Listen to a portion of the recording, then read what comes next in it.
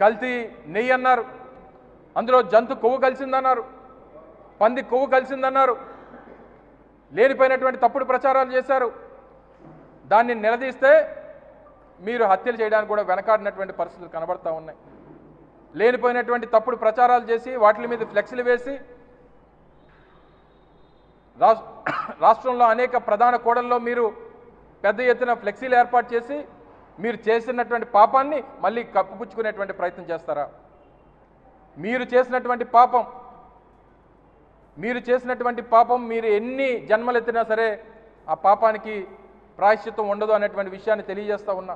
అంత పెద్ద పాపం ఈ కూటమి ప్రభుత్వం వచ్చిన తర్వాత ఆ తిరుపతి లడ్డూ మీద, ఆ తిరుపతి మహాప్రసాదం మీద, ఆ కలియుగ దైవం వెంకటేశ్వర స్వామి మీద చేసినటువంటి మీ రాజకీయ కుట్ర, మీరు చేసినటువంటి పాపాన్ని మీకు ఎన్ని జన్మలెత్తినా సరే దానికి ప్రాయశ్చిత్తం ఉండదు అనేటువంటి విషయాన్ని తెలియజేస్తా ఉన్నాం. పైపెచ్చి ఇలా దాడులు చేసి హత్యలు చేయాలని పాపం చిన్న పిల్లలు, వారి భార్య, వారి కూతురు, వారి మనవలు అందరినీ తీసుకొని వెళ్ళి పాపం ఎక్కడో దాచిపెట్టేటువంటి ప్రయత్నం చేసుకున్నారు, కాపాడుకునేటువంటి ప్రయత్నం చేసుకున్నారు, ఇంటి లోపలికి దూరారు, లాఠీచార్జ్ చేసి వాళ్ళని బయటికి పంపించాల్సినటువంటి ఈ తెలుగుదేశం పార్టీ కార్యకర్తల మీద పోలీసులు చేయాల్సినటువంటి కార్యక్రమం మానేసి వాళ్ళని బతిమాలుతూ ఉన్నారు.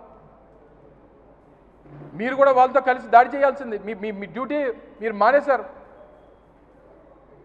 మీరు వచ్చినటువంటి తెలుగుదేశం పార్టీ కార్యకర్తలకి, నాయకులకి బందోబస్తుగా వచ్చారా, లేదా ఈ హత్య జరుగుతూ ఉంటే ఆ హత్య చేస్తున్నటువంటి దాన్ని చూసి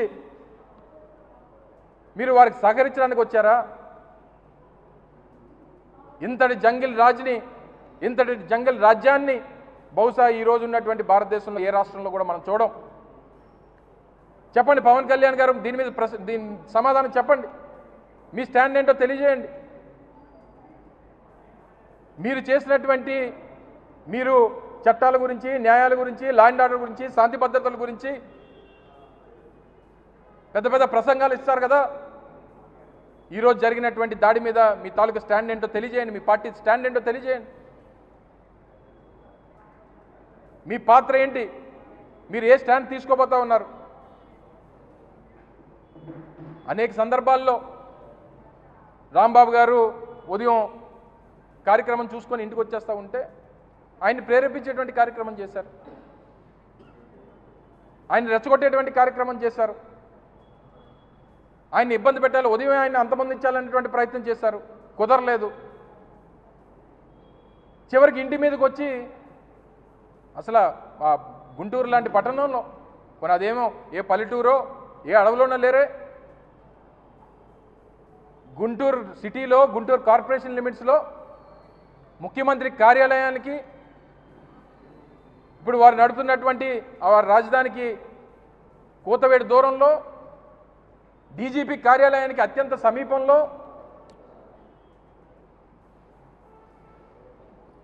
అక్కడ ఎస్పీలు, అక్కడ ఉన్నటువంటి పోలీస్ స్టేషన్లకి అత్యంత సమీపాన ఈ రకంగా తెలుగుదేశం పార్టీ నాయకులు, కార్యకర్తలు దాడి చేస్తూ ఉంటే పోలీసులు ప్రేక్షక పాత్ర వహిస్తే, అంటే ఒక రాష్ట్రంలో ఒక ఉన్నతమైనటువంటి పదవిలో మాజీ మంత్రి హోదాలో ఉన్నటువంటి ఒక వ్యక్తి ఆ ఇంటి మీద ఈ రకంగా దాడి చేసి వారిని హత్య చేయాలనేటువంటి ప్రయత్నం చేస్తే ఇంకా సామాన్యుల తాలూకు పరిస్థితి ఏంటి, శాంతి భద్రత తాలూకు పరిస్థితి ఏంటి?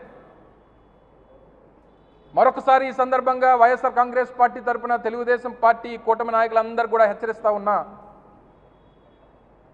ప్రతి దానికి కర్మ అనేటువంటిది ఉంటుంది. ఆ కర్మ అనేటువంటిది తిరిగి మన దగ్గరికి వస్తే ఏ రకంగా ఉంటుందో రేపు వైఎస్ఆర్ కాంగ్రెస్ పార్టీ అధికారంలోకి వచ్చాక రుచి చూపిస్తాం అనేటువంటి విషయాన్ని ఈ సందర్భంగా మరొకసారి తెలియజేస్తా ఉన్నా. ఎద్దెప్పుడు ఒకవైపు పడుకోదు, రాత్రి అయినంత మాత్రాన పగలు రాకుండా మానదు,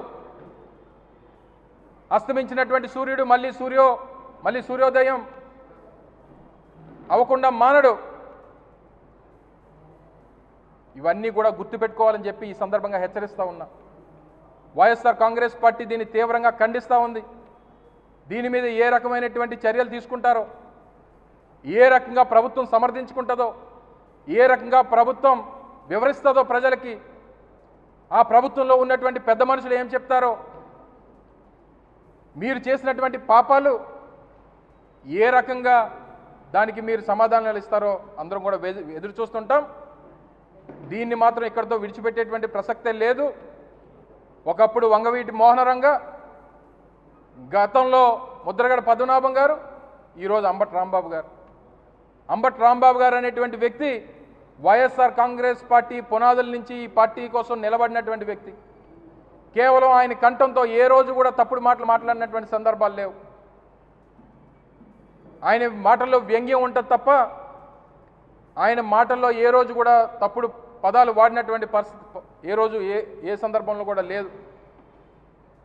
కేవలం నిలదీసేటువంటి ధోరణి, ప్రశ్నించేటువంటి ధోరణి, ఇదంతా ఎందుకు చేశారనంటే మొన్న సంక్రాంతి రోజున, భోగి రోజున ఈ ప్రభుత్వం మీద ఒక గొప్ప పాటతో, ఈ ప్రభుత్వాన్ని నిలదీస్తూ ఒక గొప్ప సందేశాన్ని ఇచ్చేటువంటి ఒక పాటతో వారు ప్రజలందరినీ కూడా వారి తాలూకా ఉద్దేశాన్ని, ప్రభుత్వం మీద ఉన్నటువంటి వ్యతిరేకతను తెలియజేసేటువంటి ప్రయత్నం చేసి మొన్న సంక్రాంతి పెద్ద ఎత్తున ప్రజల్లో ఏ రకమైనటువంటి ఇబ్బందులు ఉన్నాయి, ప్రజల్లో ఏ రకమైనటువంటి కష్టాలు ఉన్నాయి, ప్రజల్లో ఏ రకమైనటువంటి ఆర్థికపరమైనటువంటి ఇబ్బందుల్లో ఉన్నారు అనేటువంటి విషయాలను తెలియజేస్తూ, రాష్ట్రంలో ఉన్నటువంటి రాక్షస పాలనని తెలియజేస్తూ వారు ఒక పాటను విడుదల చేశారు.